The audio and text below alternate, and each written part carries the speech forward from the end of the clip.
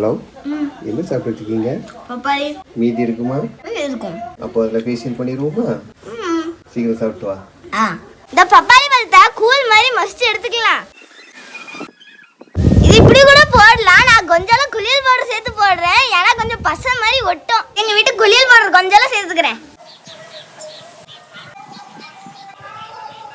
மகு கொஞ்சம் நல்லா காயட்டும். நம்மப்பா பலாப்பழத்தில் ஈச்சி மச்சி பார்த்துருக்கேன். உன் மேலே இப்படி ஈச்சி வைக்குது. பப்பாளி போட்டுக்கிறதுனால ஈச்சி மச்சி. ஒரு மூஞ்சிலலாம் ஈச்சி பாரு. என்னாச்சு? மூஞ்சி கழுவணும். ஃபேஸ் வாஷ் பண்ணியாச்சு. சும்மா போட்டு வரட்டுன்னு போட்டு மூஞ்சி துடைக்க கூடாது. மெதுவாக ஒட்டி எடுக்கணும். பப்பாளி பழத்தை ஃபேஸ்க்கு மட்டும் போடணும்னு நினைக்காதீங்க. சாப்பிடவும் செய்யுங்க. அதில் அவ்வளோ சத்து இருக்கு.